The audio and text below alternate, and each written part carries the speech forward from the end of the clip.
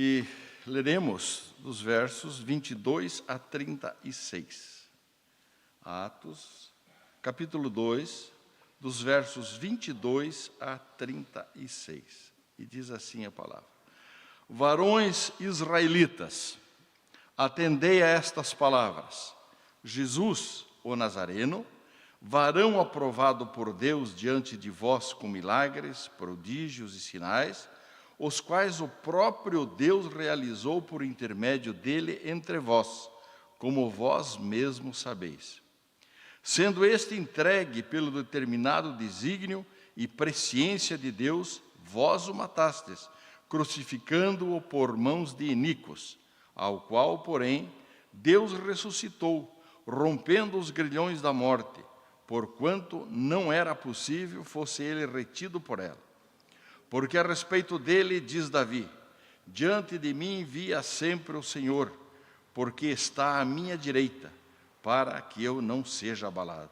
Por isso, se alegrou meu coração, e a minha língua exultou, e além disso também minha própria carne repousará em esperança, porque não deixará minha alma na morte, nem permitirás que o teu santo veja corrupção. Fizeste-me conhecer os caminhos da vida, encher-me-ás de alegria na tua presença. Irmãos, seja-me permitido dizer-vos claramente a respeito do patriarca Davi, que ele morreu e foi sepultado, e o seu túmulo permanece entre nós até hoje. Sendo, pois, profeta, e sabendo que Deus lhe havia jurado que um de seus descendentes se assentaria no seu trono, prevendo isto, referiu-se à ressurreição de Cristo, que nem foi deixado na morte, nem o seu corpo experimentou a corrupção. A este Jesus, Deus ressuscitou, do que nós somos testemunhas. Exaltado, pois, à destra de Deus, tendo recebido do Pai a promessa do Espírito Santo, derramou isto que vedes e ouvis, porque Davi não subiu aos céus, mas ele mesmo declara, disse o Senhor a meu direito, meu Senhor, assenta-te à minha direita, até que eu ponha os teus inimigos por estrado dos teus pés. Esteja absolutamente certa, pois, toda a casa de Israel, de que este Jesus, que vós crucificastes, Deus o fez Senhor e Cristo. Então esse é um texto importante para nós, porque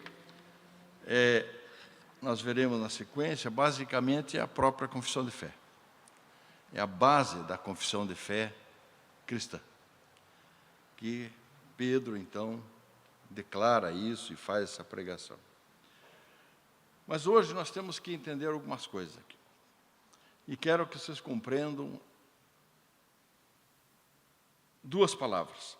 O que é crer e o que é confessar. Credo, que significa eu creio, que é isso que quer dizer do latim. Então, normalmente nós dizemos nas seguintes circunstâncias: eu creio que meu time vai ganhar, eu creio que vai chover, eu creio que vai acontecer tal coisa, eu creio nisso, eu creio naquilo. Agora, a compreensão de crer, a palavra crer no sentido bíblico, significa muito mais do que isso. Crer em Deus é dizer que eu confio nele, é que ele existe, que cuida de nós, que nos protege, que nos atende, ouve, orienta, cura, nos ama. Isso é crer. Agora, para expressar essa crença, para expressar essa fé, é que nós usamos a palavra confessar. Então, é uma diferença importante para nós aqui. Então, confessar, na verdade, é verbalizar a minha crença. Normalmente nós utilizamos afirmando ou assumindo quando assumimos responsabilidade de algo. Mas, às vezes, confessar é confessar o nosso pecado, ou confesso que eu estou muito cansado, ou confesso que fiz isso, confesso que fiz aquilo, e vira uma palavra bastante simplória, muito recorrente, e vai perdendo a importância do significado da confessar. Confessar, no sentido bíblico, é reconhecer, é falar sobre quem nós cremos e no que nós cremos. Isso é confessar. Paulo, na sua carta aos Romanos, no capítulo 10, dos versos 9 a 10, diz assim: se com a tua boca confessares Jesus como Senhor, e em teu coração creres que Deus o ressuscitou dos mortos, serás salvo. Porque com o coração se crê para a justiça, e com a boca se confessa a respeito da salvação. Então veja a importância dessas duas palavras, que para nós, muitas vezes nós não damos importância, mas no sentido bíblico tem uma conotação bastante significativa e bastante importante. Aqui a confissão está voltada para um testemunho de fé. No Novo Testamento, as pessoas testemunhavam a sua fé. E a partir do encontro com Jesus, tá certo? Ou da evangelização dos apóstolos, eles tinham essa confissão que eles faziam. Agora, com o passar do tempo, com o desenvolvimento da igreja, não bastava só dizer que Jesus é o Senhor e que Ele morreu e ressuscitou por nós, como Pedro assim o fala no início da igreja cristã. Porque foram surgindo com o desenvolvimento da teologia, com a contaminação filosófica, principalmente grega, a filosofia helenística, que fazia parte daquele contexto da época, né?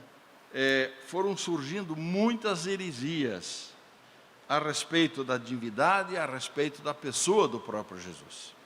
Daí, a igreja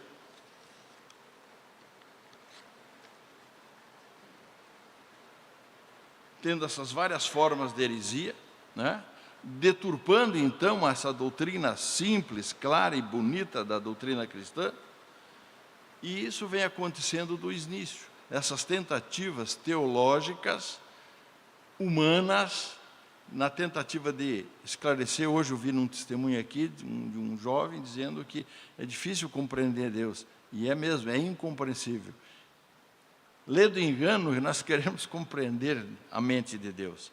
Isso ninguém consegue, na verdade, jamais conseguirá. Agora, diante dessas heresias que vinham surgindo, dessas filosofias que contaminavam a igreja, o apóstolo Paulo constantemente tinha que explicar e reprisar o Evangelho, simplificando o Evangelho, porque o Evangelho em si, ele é simples. Os homens é que complicam com as suas teologias. O Evangelho é uma coisa muito simplória, muito fácil de ser compreendido. O problema é quando a teologia entra e quer explicar as coisas vão se complicando. E vão chegando a tal ponto absurdo, por exemplo, como aconteceu quando a Constantinopla foi invadida pelos muçulmanos, a igreja estava reunida, se preocupando para explicar quantos anjos caberiam na cabeça de um alfinete. Então, em vez de defender a cidade, eles estavam preocupados com uma outra coisa. Então, essa é a questão da teologia, muitas vezes, que vai se desenvolvendo e vai criando heresias humanas, contaminando a simplicidade e a franqueza, a singeleza do próprio Evangelho. Paulo afirma isso. Mas ainda que nós, ou mesmo um anjo vindo do céu, vos pregue o Evangelho, que vá além daquele que nós temos empregado, seja anátema, isto é, seja isolado. Então, os concílios teológicos surgiram com as suas confissões de fé, com o intuito do quê? De simplificar e defender as bases da verdade bíblica a respeito da Trindade, a respeito do Deus Trino, e dessa relação das três pessoas da Trindade no tocante ao plano de salvação da humanidade. O primeiro credo estabelecido foi o credo niceno, no concílio de Niceia, em 325 Anno Domini, depois da, digamos, pseudo-conversão de Constantino. E posteriormente foi elaborado o credo niceno-constantinopolitano e depois chega ao credo apostólico, como nós conhecemos hoje. O concílio de Niceia combatia o quê? Combatia o arianismo, de Ário. Ário era um sacerdote da Alexandria que começou a negar a divindade de Jesus. O concílio de Constantinopla foi reunir a igreja para combater quem? Macedonismo, de Macedônio, que era o patriarca de Constantinopla, que negava a divindade de Jesus também, do Espírito Santo. Então, começaram a negar o Espírito Santo, negar Jesus como Deus, tá certo? Então, esses princípios básicos aqui, nós vemos, e que criam-se heresias, seitas em cima disso, que permanecem até hoje. Se você falar com o testemunho de Jeová, o que ele vai te dizer? O Espírito Santo não é Deus. Jesus Cristo não é Deus. É um Deus único. Unifisismo. O unifisismo existe até hoje. Então, isso se abandona a questão da divindade de Cristo, de Jesus, né? Então, o credo apostólico que veio para nós, e é da nossa herança cristã, e da nossa tradição cristã, é basicamente o quê? O discurso de Pedro. É um derivado do discurso de Pedro, que nós vimos aqui, desse texto, e, portanto, ele é bíblico. Ele é derivado da própria Bíblia, o nosso credo apostólico. Segundo Scaff, a Bíblia é a palavra de Deus aos homens. O credo é a resposta dos homens a Deus. Então, a Bíblia revela verdades. Revela verdades. O credo declara essas verdades. A Bíblia é para ser crida e obedecida. O credo é para ser ensinado e professado. As confissões de fé e credos não podem, agora veja bem, credo apostólico, confissões de fé, como nós temos a nossa confissão de fé de Westminster, por exemplo, que nós reformados seguimos, presbiterianos, não podem disputar a primazia com as Escrituras Sagradas. Nós temos que conhecê-las, que são questões teológicas importantes para nós, que definem uma série de situações teológicas, mas não podem nunca disputar a primazia com as Escrituras. As Escrituras sempre têm que estar acima disso. Porque a Bíblia é a nossa única e infalível regra de fé e prática. Agora, o credo e as confissões compõem o corpo das nossas doutrinas. Então, a palavra credo, no sentido latino, significa creio. E pressupõe o quê? Pressupõe que eu entendo esta fé, tá certo? Que são parceiras na formação da nossa identidade. Pressupõe a defesa do Evangelho, puro, genuíno, no meio desse pluralismo teológico que nós encontramos hoje. Então, negar qualquer parte do credo dos apóstolos é ignorar os mais básicos ensinamentos bíblicos. O que diz o credo apostólico? Leamos o credo apostólico. O pessoal tem nas suas Bíblias, muitos sabem de cor, mas nós vamos projetar assim mesmo. Creio em Deus Pai Todo-Poderoso, Criador do céu e da terra. Creio em Jesus Cristo, seu único Filho, nosso Senhor, o qual foi concebido por obra do Espírito Santo. Nasceu da Virgem Maria, padeceu sob o poder de Pôncio Pilatos, foi crucificado, morto e sepultado, desceu ao Hades, ressurgiu aos mortos ao terceiro dia, subiu ao céu, está sentado à mão direita de Deus Pai Todo-Poderoso, de onde há de vir para julgar os vivos e os mortos.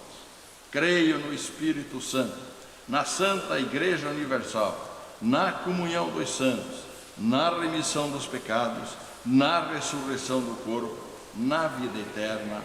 Amém. Está sintetizado toda a nossa crença aqui, crença básica do Evangelho. É derivada da própria palavra de Deus. E não é apenas uma explicação das verdades bíblicas, mas a base para todo o desenvolvimento teológico cristão. Correto. Então ele começa assim: creio em Deus Pai Todo-Poderoso. Com isso, com essa frase inicial, nós confessamos que nós reconhecemos Deus Pai como o quê? Como o soberano sobre todo, sobre tudo o que há. E expressamos aqui a completa soberania de Deus. É isso que nós estamos expressando. A Bíblia diz que Deus é aquele que faz todas as coisas conforme o conselho da sua vontade.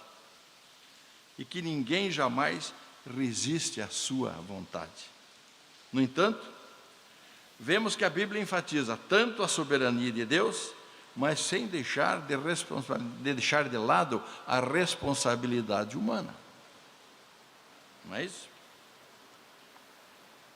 Em Filipenses, capítulo 2, versos 13, nós vemos assim: assim, pois, amados meus, como sempre obedecestes, não só na minha presença, porém muito mais agora na minha ausência, desenvolvei a vossa salvação com temor e tremor, porque Deus é quem efetua em vós tanto o querer como o realizar, segundo a sua vontade. Então isso é uma questão, ele nos ensina o quê? A necessidade de santificação. Ele está falando aqui de santificação. Desenvolver a salvação não é eu conquistar a minha salvação. Eu já vi heresia ser falada aqui nessa igreja, de dizer que salvação é um processo. Salvação não é processo. Salvação é um ato único, exclusivo do Espírito Santo, ponto final e acabou. Esse é o ato de salvação. A santificação, sim, a partir da salvação, eu passo a desenvolver o meu processo de santificação, né? E isso é uma responsabilidade nossa, tá certo? Mas é ao mesmo tempo um ato soberano de Deus, né? Porque Deus faz o quê? Coloca nos nossos corações o desejo correto, tá certo? Que é essa condição de realizar o que é certo, somada à capacidade de realizar o que é certo. E isso é santificação, ou não é? Em Mateus 23:9 nós vemos: a ninguém sobre a terra chamei vosso Pai, porque só um é vosso Pai, aquele que está no céu. Essa é a palavra de Jesus. Ninguém sobre a terra chameis de Pai, porque Pai só temos um, Pai Celestial. Em Isaías 63:16, também palavra de Deus: mas tu és o nosso Pai, ainda que Abrão não nos conhece e Israel não nos reconheça. Tu, ó Senhor, é o nosso Pai, nosso Redentor é o teu nome desde a antiguidade. Então, creio em Deus Pai, Todo-Poderoso. É isso que começo a minha oração. É interessante que a Bíblia sempre tem esses insights iniciais, e aqui também começamos assim. Como é que começa a palavra de Deus? Como é que começa Gênesis? No princípio, criou Deus os céus e a terra. Notaram que tem um ponto ali? Ponto. Ponto. Eu tenho que crer nisso. É interessante porque fala de no princípio. Na realidade, Deus não tem princípio, nem fim. Não é verdade? Ele é eterno. É interessante que, se nós formos para o hebraico, eu não consigo encontrar no hebraico o vogal, o sinal de vogal aqui. Então, se eu não tenho o sinal de vogal do artigo, não é no, seria em. E eu partiria para essa interpretação. Em princípio, Deus criou os céus e a terra, ponto. Sem esse princípio básico, o resto da Bíblia não me serve. Para mim continuar a leitura, e agora sim eu vou ver a Gênesis dos céus, da terra, do homem, criação do mundo, a partir desse princípio básico de conhecimento, de que eu tenho que crer de que Deus é o Deus criador dos céus e da terra. Certo? Sem isso a Bíblia não tem mais sentido. Essa é a base inicial para mim começar a pensar o resto. Então, segunda questão que ele fala de Deus Todo-Poderoso, Criador do céu e da terra. Então a Bíblia aqui é clara, tá certo? De que Deus criou o mundo do nada, tá certo? Ele não criou pelo nada, mas do nada, não tinha nada. Quem criou o universo foi Deus. Porém, Deus não tinha nada material para criar, a fim de criar o mundo. Então, Ele precisou criar a matéria, Ele criou a matéria. Nós não podemos cair nesse engodo, nessa falsidade da pseudociência moderna, que quer explicar a existência do mundo, quer explicar a criação de Deus, sem querer admitir que atrás disso tem que ter um Deus, no processo de criação do universo. As coisas não acontecem por acaso, não é uma coincidência. O Big Bang, a grande explosão, o universo em expansão, muito bonito a física. Eu quero saber quem acendeu o fósforo para a explosão. Tá certo? Alguém tem que ter feito. Tem que ter um criador.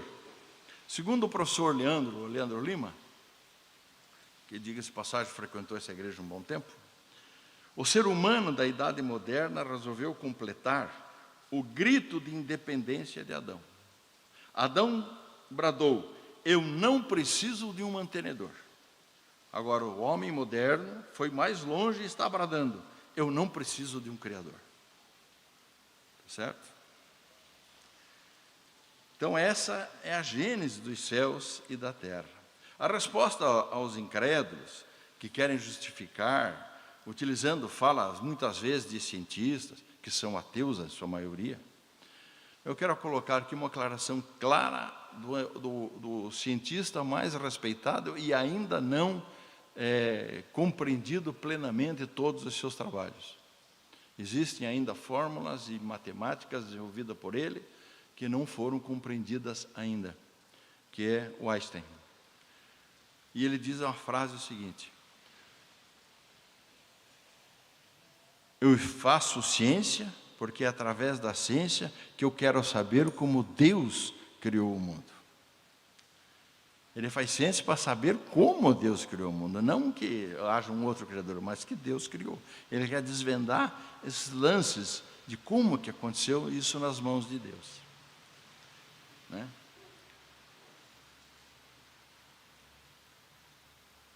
E continuando o nosso credo, ele diz: eu creio em Deus, Pai Todo-Poderoso, Criador dos céus, e em Jesus Cristo, seu único Filho, nosso Senhor. O título Filho aqui está intimamente ligado ao conceito da divindade de Jesus. Uma das coisas que a expressão Deus enviou seu Filho é, quando diz Deus enviou seu Filho, que nós falamos, ao mundo, não é isso que nós falamos? Deus enviou o seu Filho ao mundo. Ora, se ele enviou o seu Filho ao mundo, quer dizer que tem que ter uma pré-existência desse Filho. Esse Filho já existia, já estava com Deus na eternidade. Está certo isso? Ele era o próprio Deus, já estava lá, né? Isso então torna essa criança nascida em Belém diferente de tudo que aconteceu no mundo, de todas as outras crianças. Não tem querer essa questão, né? Menino Jesus, coitadinho do menino. Não tem menino Jesus, é Deus que estava ali. Está certo? Que ele era o Deus nascido. Temos que entender que quem se encarnou, na realidade, foi o herdeiro do universo. O universo é dele, né? Jesus mesmo fala isso, lá em João 8,58, quando diz: antes que Abraão existisse, eu sou. E eu sou é o tetragrama de Deus. A resposta que Deus deu para Moisés. Mas quando falar com quem que eu falei, quem que disse, diga que o eu sou falou. Então eu sou, esse verbo ser, é significado do Deus eterno. Está certo? E Jesus está falando aqui. Por isso, os judeus queriam matá-lo, os fariseus. Ele está se declarando que é Deus. Que escândalo. Como que ele está falando isso, que ele é Deus? Usando uma palavra que era proibida para eles falarem. Está certo? Proibido para o homem, para Deus não. Então a filiação de Jesus e a sua divindade são conceitos básicos e necessários para o nosso conceito de redenção. Berkoff, que é um teólogo, lista pelo menos 3 razões pelas quais o Messias precisa ser divino. Primeiro, era necessário que ele pudesse apresentar um sacrifício perfeito e sem mácula. Segundo, que ele pudesse livrar a ira de Deus redentoramente. Isso, nos livrar da maldição da lei. E para que ele pudesse aplicar os frutos da sua obra consumada aos que os aceitassem pela fé. Então, precisava desses 3 conceitos. Por isso, lá em Hebreus, diz assim: assim também Cristo, a si mesmo não se glorificou para se tornar sumo sacerdote, mas o glorificou aquele que lhe disse: tu és meu filho, eu hoje te gerei. Jesus foi glorificado pelo Pai. O autor do 4º Evangelho, João, ele diz assim: o verbo se fez carne. E isso nos aponta para a real e específica encarnação de Cristo, que é o maior mistério teológico da história. Ao adentrar do divino na esfera do humano, nos fala do quê? Da junção do eterno com o temporal, do atemporal com o temporal, do especial com o comum. E esse é o maior mistério de toda a humanidade. Porque Deus amou o mundo de tal maneira que deu o seu único Filho unigênito, para que todo aquele que nele crê não pereça, mas tenha a vida eterna. Deus, através do Filho encarnado, veio o quê? Veio salvar os homens, pois somente Deus encarnado poderia ser o sacrifício perfeito, de valor infinito, tá certo? E somente um homem que poderia pagar o preço também como homem. Por isso era necessário isso. Esse homem que foi concebido pelo Espírito Santo e nascido da Virgem Maria, é o que fala também a nossa confissão de fé.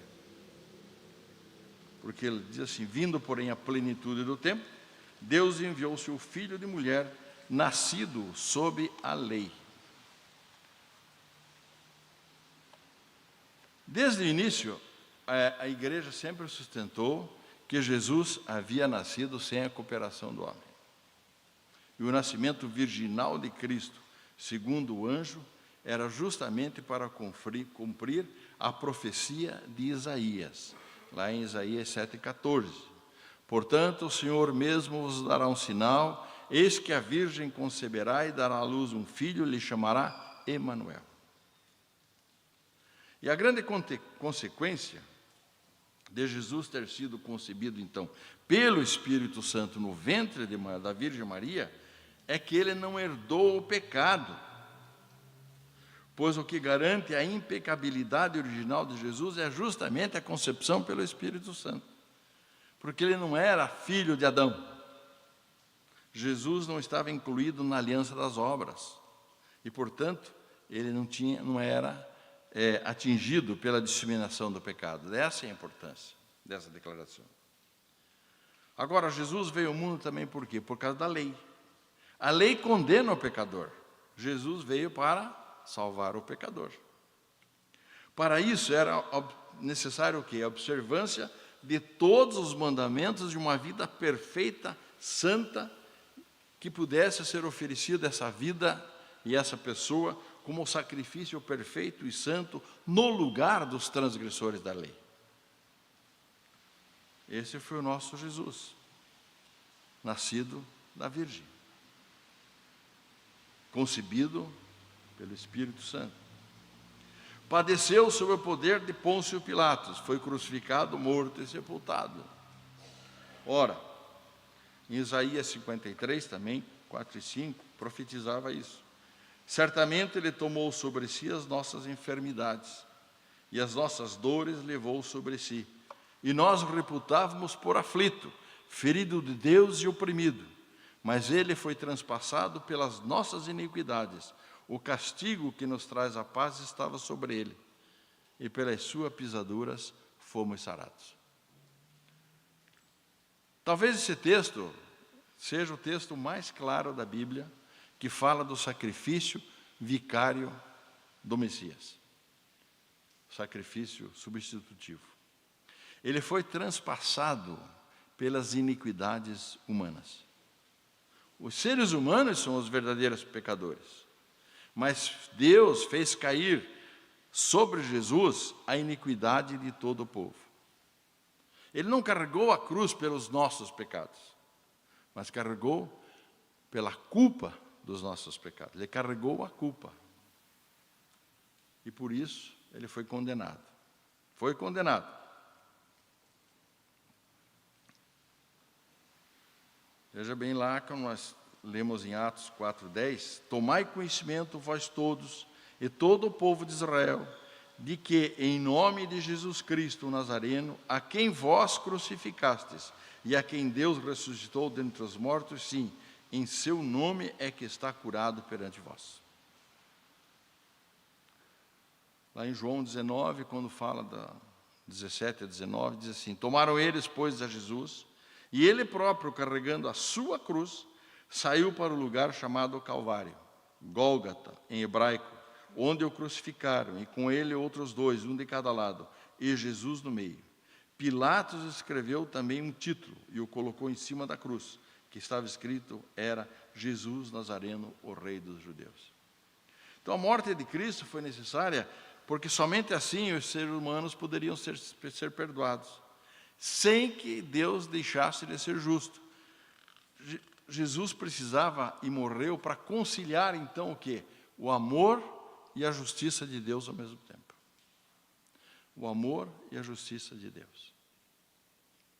Diz também nossa confissão de fé que ele foi morto, crucificado, morto e sepultado, desceu ao Hades. E de mais não tanto nós dizemos assim, pois não deixarás a minha alma na morte, nem permitirás que o teu santo veja a corrupção. Lá em Eclesiastes 9:10 diz assim, tudo quanto tiver a mão para fazer, faze-o conforme as tuas forças, porque no Sheol, por onde tu vais, não há obra, nem projetos, nem conhecimento, nem sabedoria alguma. Então, nós temos que entender uma coisa aqui cabe uma reflexão muito grande. Hades é uma expressão original, empregada no credo apostólico, e é a palavra grega que traduz a palavra hebraica Sheol, é a mesma.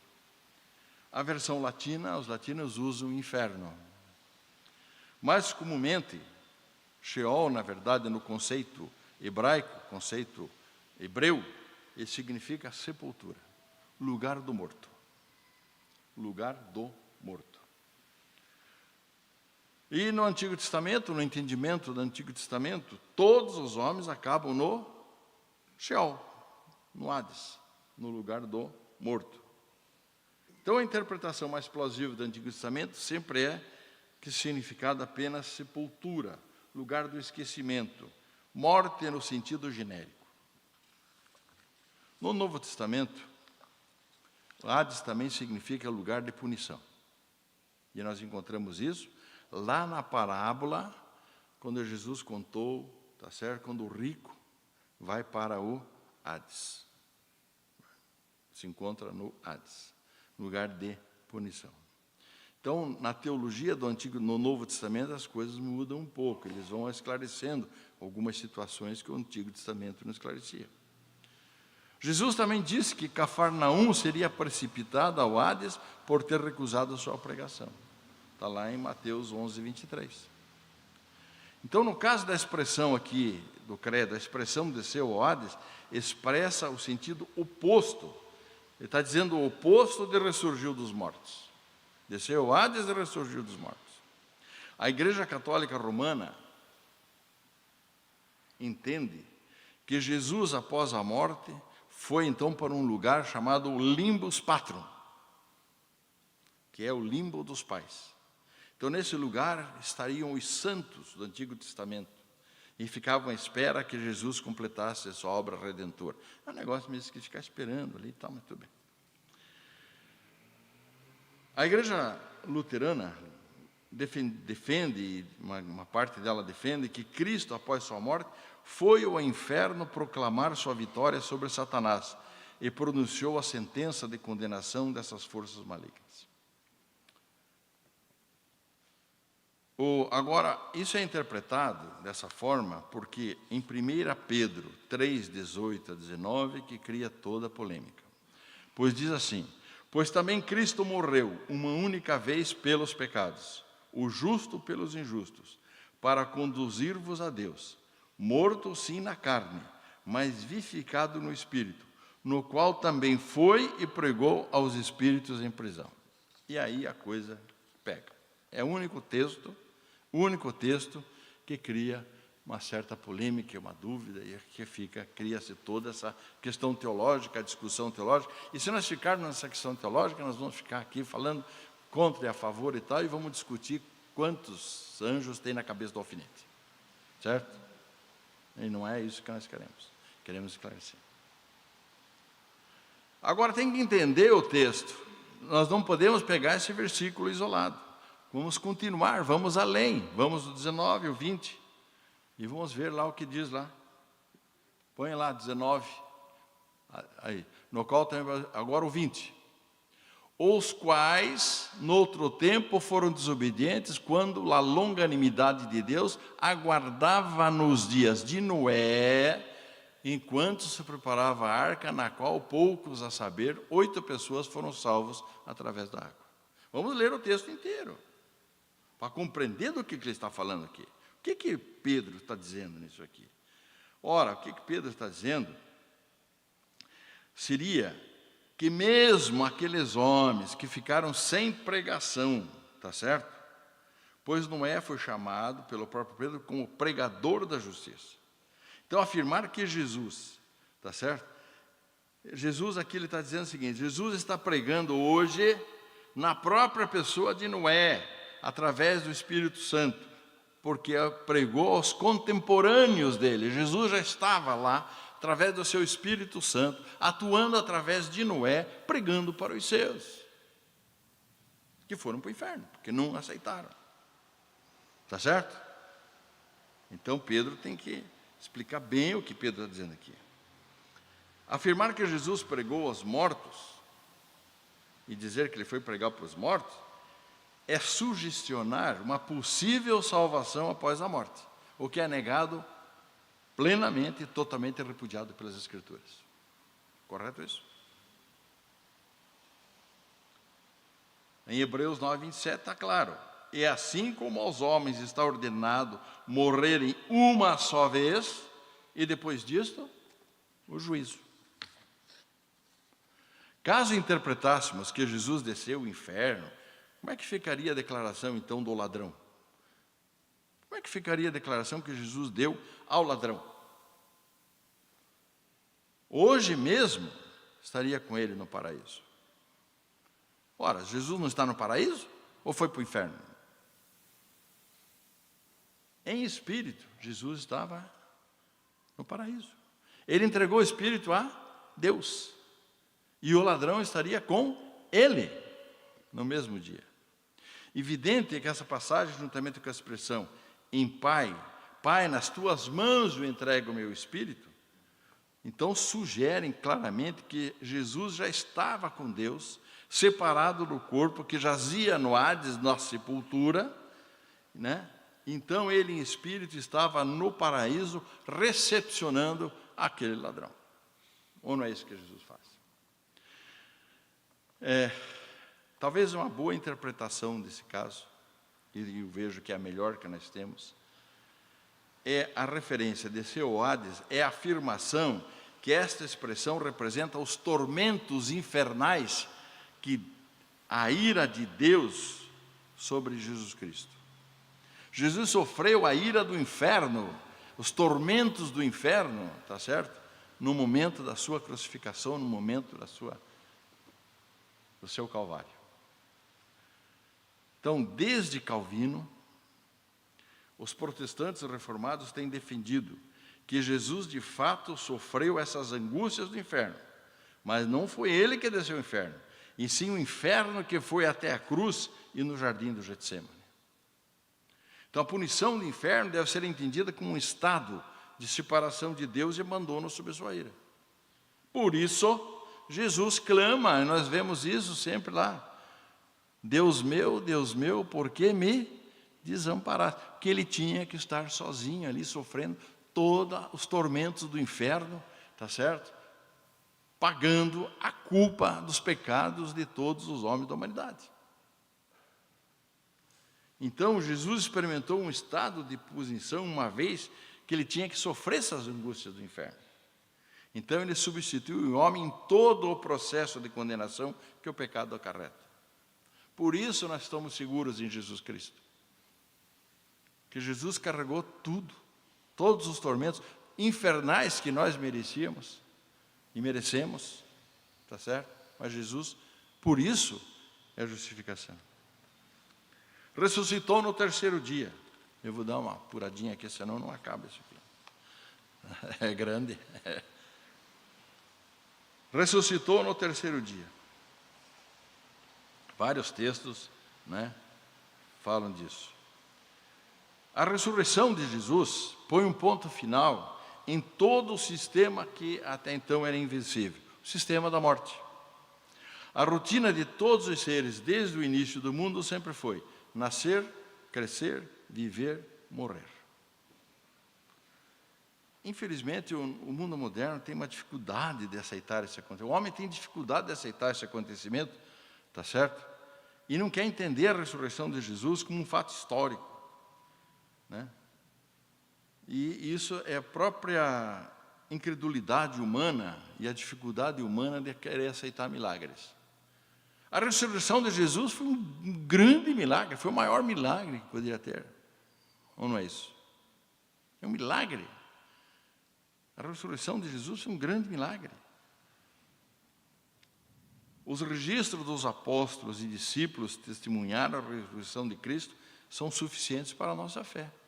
Não foi um, não foi dois, não foi duas mulheres, não foi os discípulos, não foi os dois andantes de Emaús, tá certo? Mas Jesus apareceu para mais de 500 pessoas em corpo presente depois da sua morte.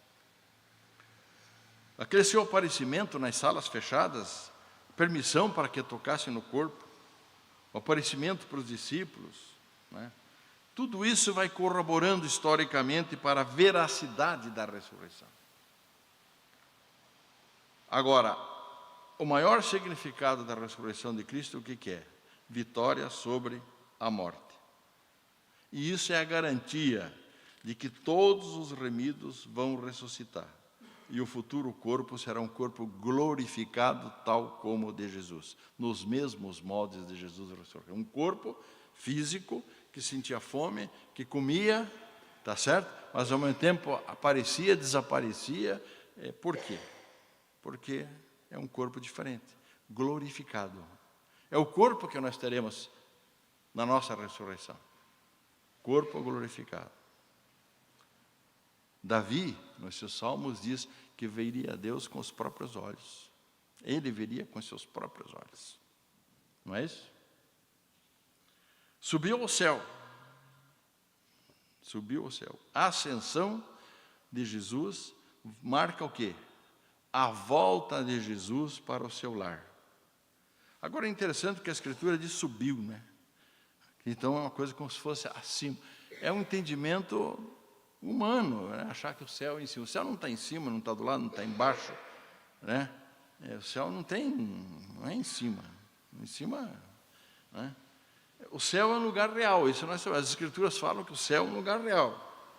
Agora, a dimensão do céu é uma dimensão espiritual. Então, para chegar no céu, só tem uma forma. É mudar a medição física para a espiritual. Eu tenho que ter uma dimensão física. Por isso eu tenho que ter espírito e um corpo glorificado diferente, que se adapte a essa nova dimensão. Tá certo? Eu entendo que é uma outra dimensão. O céu é uma outra dimensão. Nós trabalhamos numa dimensão humana, tá certo? Altura, largura, profundidade, preso ao tempo. Não é isso? A dimensão do céu é diferente. É uma outra dimensão.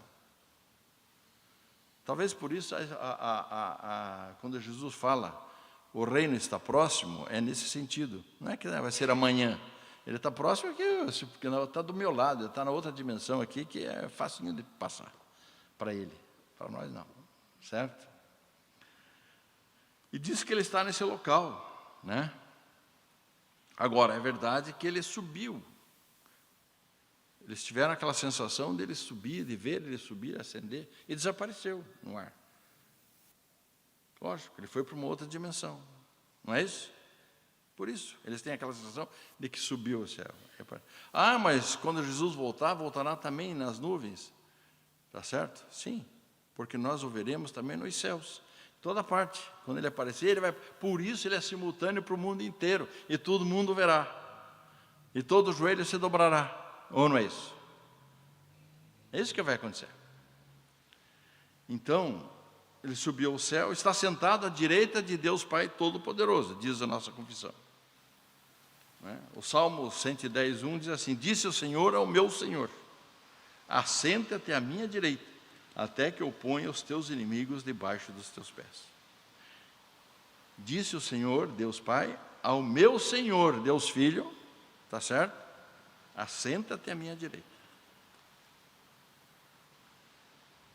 Marcos 16:19, de fato, o Senhor Jesus, depois de lhes ter falado, foi recebido no céu e assentou-se à destra de Deus. Então, na ressurreição, Jesus Cristo consumou a vitória sobre o pecado, sobre a morte. Então, ele cumpriu tudo o que era necessário para a salvação do povo. Porém, faltava justamente uma grande tarefa para ele. Tá certo? Faltava a tarefa de distribuir os dons e conduzir a obra de conversão até os confins da terra, de evangelização. E para isso ele tinha que subir à destra de Deus, assumir a sua autoridade suprema, de onde então ele poderia realizar essa obra através do Espírito Santo de Deus. Então a ascensão de Jesus é o fim da obra expiatória terrena e o começo da sua obra celestial, que ele está executando hoje. Ou não é isso? Certo isso? De onde há de vir para julgar os vivos e os mortos. Então, nós sabemos que ele virá. Em Mateus 24:30 diz: então aparecerá no céu o sinal do Filho do Homem, e todos os povos da terra se lamentarão e verão o Filho do Homem vindo sobre as nuvens do céu com poder e muita glória. Na concepção deles, o céu é em cima, vinha nuvem. Nós sabemos que o mundo é redondo, não tem jeito, quem está lá embaixo vai ter que ver também, não é? Tá certo? O Polo Norte vai ver de um jeito, o Antártico vai ver, então, por isso que eu digo que ele é de outra dimensão. Então, a segunda vinda de Jesus como Rei, Juiz e Senhor é a grande libertação de quem? Dos cristãos. É a consumação de tudo, tá certo? Infelizmente, meus amados, o cristianismo hoje não se interessa muito pela volta de Jesus, não, viu? Não estão querendo que Jesus volte pelo jeito, sabe? Agora, a expectativa do cristão verdadeiro tem que ser justamente isso, a volta de Jesus. A nossa esperança, a nossa expectativa tem que ser a volta de Jesus. A igreja primitiva clamava e acreditava e cria sempre na volta de Jesus naquele dia. É hoje que Jesus vai voltar. E é isso que o cristão tem que ter sempre ao levantar. Acordou de manhã? É hoje o dia. É hoje. E assim nós temos que levantar. É ou não é? Muitas pregações, vocês sabem disso, é focado o quê? Na prosperidade, na cura, na felicidade terrena, nos milagres. O foco é que o que Deus pode fazer por mim agora e aqui agora. O que Deus faz por mim? Tá certo? O verdadeiro cristão tem que entender que esta vida é o dom de Deus. E experimentar a alegria de ter essa vida, tá certo? Mas entender que essa alegria também vai ter os momentos de tempestades, tá certo? Então a nossa esperança não tem que estar focado aqui no mundo, porque aqui nós vamos ter dias bons e maus, vamos ter dias de sol e de chuva, ou não é isso? Aqui é assim, tem o dia da tempestade e o dia da bonança, não é? Dia de fartura, dia de escassez. Então, a nossa esperança maior e expectativa tem que estar sempre focada no dia e na volta de Cristo. Quando, então, todas as promessas de Deus vão se cumprir. A vinda de Cristo será um dia de grande alegria, mas de muita alegria. Para quem? Para os crentes. Para aqueles que são remidos em Cristo, os cristãos. Mas também será o dia de juízo. E todos nós passaremos pelo juízo. Tá certo? Mas a justiça de Deus garante que o nosso julgamento será um julgamento justo, não é o julgamento que nós vemos dos homens. E que todos compareceremos diante do tribunal de Deus, todos. Porque nesse dia que ele vai separar as ovelhas dos bodes, ou não é isso? Tá certo? Os ímpios receberão a pena eterna, os salvos vão ter a eterna bem-aventurança, mesmo não sendo merecedores. Tá certo? No dia do juízo final é o dia que se abre o livro da vida. E quem tiver inscrito no livro da vida, está justificado, vai entrar. Quem não estiver no livro da vida, um abraço. Mas vai morrer? Não, vai viver no inferno, que é a segunda morte. Não é isso? A eternidade é para todos, para eleitos e não eleitos. para salvos e não salvos, para cristãos e não cristãos. Ou não é isso? Certo isso? Não adianta se suicidar, o cara pega a Ferrari dele, pegar a minha Ferrari, e eu vou dar no poste ali, eu vou me matar e acabar a minha vida. Beleza, a Ferrari vai ficar, e ele vai para o inferno do mesmo jeito. Vivo. Eterno. Tá certo? Não acabou nada. Creio no Espírito Santo. Em Ezequiel 39:9 diz assim: já não esconderei deles o rosto, pois derramarei o meu Espírito sobre a casa de Israel, diz o Senhor Deus. E o próprio Jesus nos diz: o Consolador, o Espírito Santo, a quem o Pai enviará em meu nome, esse vos ensinará todas as coisas que vos fará lembrar de tudo o que vos tenho dito. Então a existência do Espírito Santo foi destacado por Jesus como análogo ao vento. Certo isso? Demonstrando que ele é invisível, é imprevisível, mas que ele tem uma existência real e abençoadora, e é a terceira pessoa da Trindade. O vento sopra onde quer, ouves a sua voz, mas não sabes de onde vem nem para onde vai. Assim é todo o que é nascido do Espírito. Ou não é isso? É difícil entender quem é o Espírito Santo se nós não o considerarmos como uma pessoa. Mas desde o princípio nós vimos que grupos e seitas relutam em aceitar o Espírito Santo como Deus, como terceira pessoa da Trindade. Mas nós devemos viver, tá certo? Cheios do Espírito Santo. A plenitude do Espírito Santo é a vida idealizada por Deus para todos os crentes. E o sucesso da nossa vida espiritual, meus amados, tá certo? É a garantia de uma vida de santidade. Não podemos confundir batismo do Espírito Santo com plenitude do Espírito, por favor. Batismo com o Espírito Santo é uma obra única que acontece independente da nossa vontade, no momento da nossa conversão e que nunca mais vai se repetir. É única. Por isso, a salvação é um momento único, é um ato único de Deus. Agora, o batismo com o Espírito Santo, nesse ato salvífico, dá o início e o direito que nós temos de ter o enchimento contínuo do Espírito. E essa ação contínua leva à plenitude do Espírito. Nós podemos estar cheios do Espírito, como nós podemos estar esvaziados do Espírito. Ao contrário do batismo, que é uma obra realizada por Deus, independente, o enchimento do Espírito depende muito da nossa obra, da nossa vontade, da nossa responsabilidade. Por isso nós temos que orar, ler a Bíblia, levar uma vida santa, que com isso nós estamos nos enchendo do Espírito. E vamos ter plenitude do Espírito.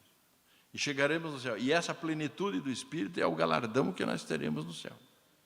E isso é galardão. É os que são mais cheios, os menos cheios de Espírito. Sempre analiso esses casos, contando.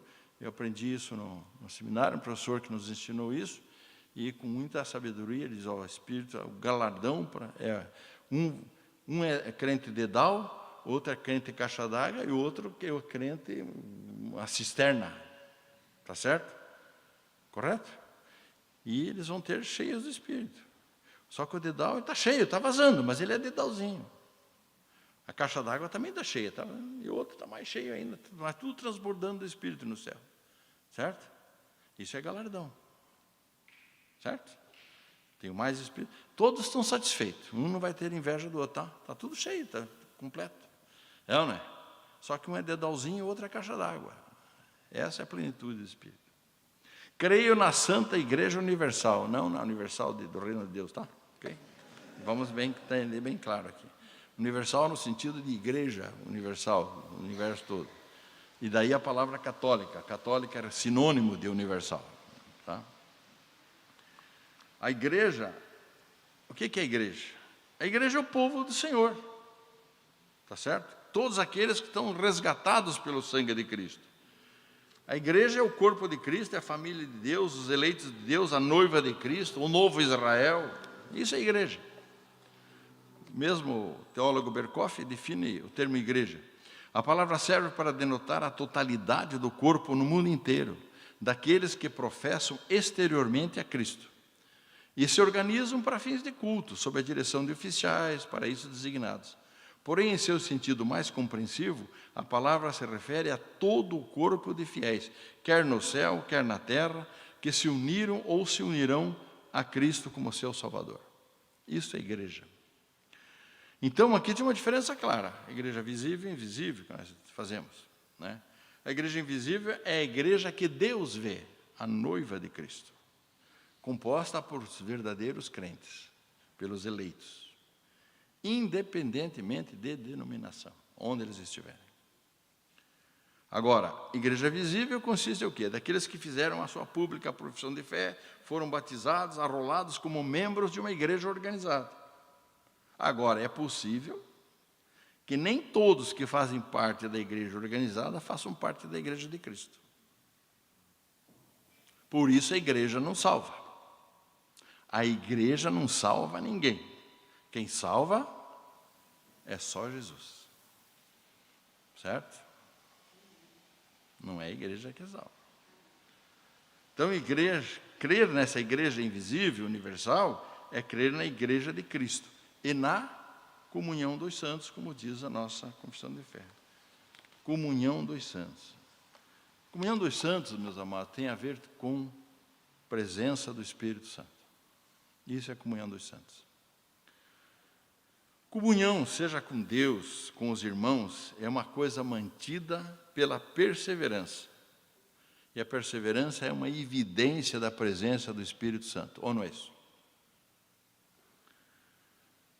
Então, os verdadeiros crentes são assim. A nossa confissão de fé diz o seguinte: todos os santos que por seu Espírito e pela fé se acham unidos a Cristo, sua cabeça, têm comunhão com Ele em suas graças, sofrimentos, morte, ressurreição e glória. E estando unidos uns aos outros em amor, desfrutam então da comunhão nos mesmos dons e graças, e estão obrigados ao cumprimento de tais deveres, pública e privativamente, aos quais contribuem para seu proveito mútuo, tanto no homem interior como no exterior.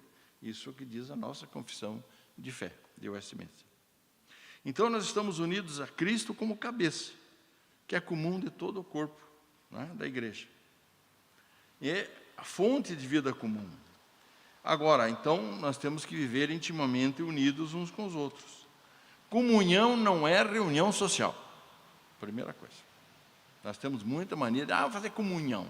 Vamos fazer uma festa. Que comunhão? Não tem nada a ver. Isso é uma reunião social. Ok? Isso não é comunhão. Não é termo para comunhão. Tá certo?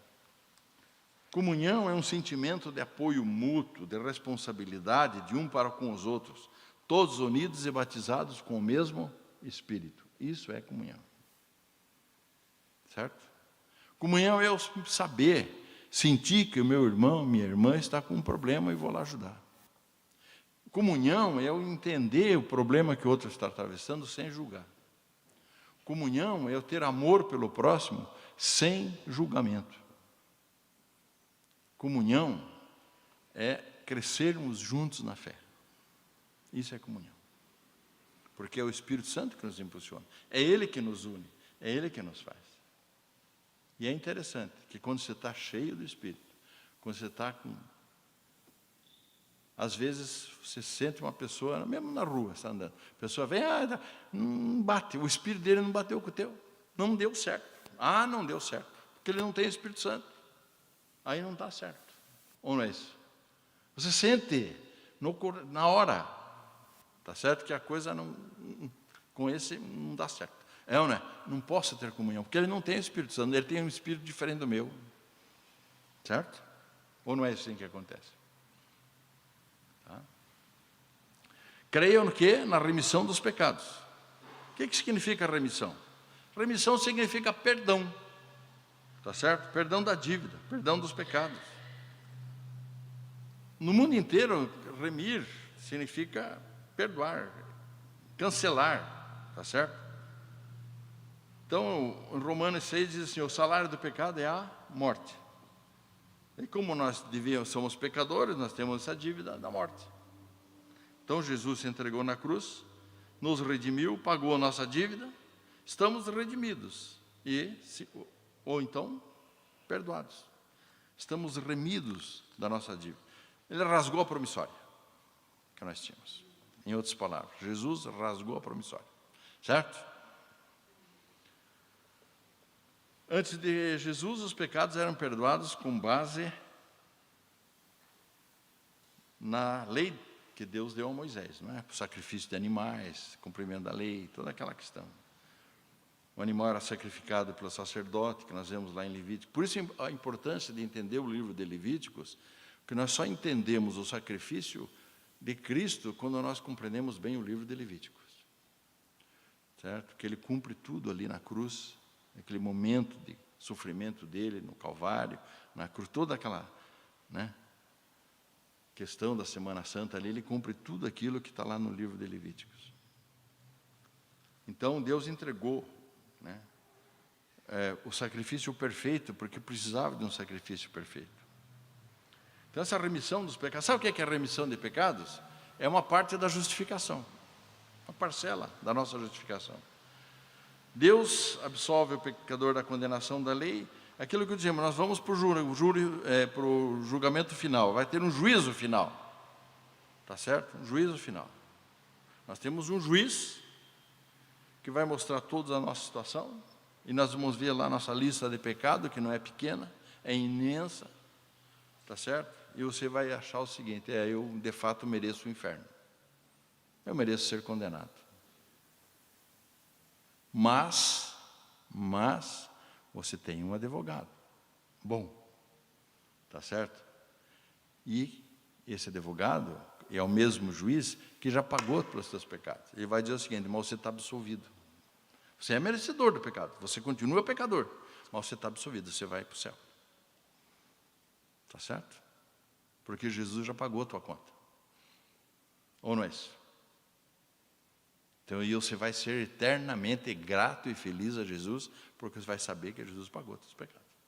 Já o outro não tem isso, ele vai ser condenado, vai saber que foi condenado, por que foi condenado, e que ele era merecedor do inferno. E vai feliz para o inferno também, porque ele vai saber, vai conformado para o inferno. Saber que ele de fato merecia o inferno. Não é? Creio na ressurreição do corpo. A doutrina da ressurreição é uma coisa importantíssima para nós. Né? A Bíblia ensina a importância do nosso corpo. Por isso que se Deus é que fez o nosso corpo com as próprias mãos, e é isso que a Bíblia ensina, Deus quando cria, lá no Gênesis, quando Ele cria as coisas, a palavra é barro. Certo? Quando Ele vai criar do nada. Certo? Agora, quando Ele vai fazer o homem, ele não usa mais aquela palavra, ele muda o verbo. Ele diz, eu manufaturei o homem, eu vou manufaturar. Isso, manufaturar, é fazer com as mãos. Então, Deus fez com muito carinho. Isso é importante, porque o gnosticismo afirmava lá, e afirma até hoje, que a matéria é má, apenas o espírito que é bom. Então, o que eles faziam? Vou martirizar meu corpo, então vou me martirizar. Tá, o corpo não presta, quanto antes eu morrer melhor. Ou vou me adulterar, vou me entregar a todos os prazeres, o corpo não vale nada mesmo, o espírito que importa. E é isso que nós vemos hoje isso. Mas quando eu creio na ressurreição do corpo, é porque Deus deu um corpo e nós temos que zelar por esse corpo, e esse corpo é feito por Deus para que nós zelemos dele. Muita gente, nós somos médicos, eu, a Edar, a nossa irmã ali, tem vários que estão na profissão de médico. O médico, ele cuida do corpo humano. Tá certo? Mas nós não estamos lutando, nós entendemos perfeitamente que quando chegar o momento da morte, é o momento da morte e acabou. E ponto final. Mas nós zelamos pelo corpo nosso e alheio, porque Deus é um corpo que nós temos que saber e temos que honrar esse corpo que Deus fez. Por isso, a medicina tem que ser humanizada cada vez mais, que ela está desumana hoje em dia. não se respeita mais o corpo. Ou não é isso? Que acham que é um... Não. É a importância do corpo. Nós teremos um corpo perfeito, sem fraqueza, sem limitações. Nós vamos ter um corpo glorificado, quando já falamos. Cremos na vida eterna, não cremos? Se nós vamos ser ressuscitados. Então, o destino eterno se refere ao estado de existência que os seres humanos experimentam e experimentarão depois da ressurreição e do juízo final. Os remidos estarão no céu, com Deus, desfrutando do paraíso, não é? De um estado de existência pleno, nos novos céus, na nova terra, na nova Jerusalém, tá certo? Já os perdidos estarão no lago de fogo. É isso que Jesus falou. Meus amados, concluindo aqui nosso estudo, já estou prolonguei demais. Então, nós podemos ver que o credo apostólico, ele é bíblico. E a base para o desenvolvimento de toda a teologia cristã. E foi um instrumento pedagógico, tá certo? Desenvolvido pela igreja, lá no início, no primórdio da igreja, para resumir o conteúdo central da fé cristã. Para ensiná-la aos iniciantes, defender a igreja das heresias, tá certo? Agora, temos que ressaltar uma coisa. O credo é uma declaração de fé. Mas, como falei no começo, não pode ser substituto para o estudo das Escrituras Sagradas. E não adianta eu decorar a confissão de fé, o credo, e ficar decorando, e rezando, e repetindo, mas não entendi o que quer dizer aquele dentro. Se nós formos analisar a confissão, e esse estudo aqui é uma síntese que eu fiz aqui, bastante simples e rasa, do que de fato tem os significados de tudo que está na confissão de fé. Dá para nós trabalharmos a confissão de fé aqui muito tempo e dá muito estudo, dá um ano de estudo, se nós quisermos. Porque ali é sintetizado. Então, nós temos que entender que ele não é para ser decorado, repetido, mas deve ser estudado, compreendido adequadamente, vivido e, acima de tudo, confessado. Confessar o credo, meus amados, é reconhecer a obra salvífica de Jesus Cristo e glorificar ao Deus Criador. Amém? Que Deus nos ajude, que possamos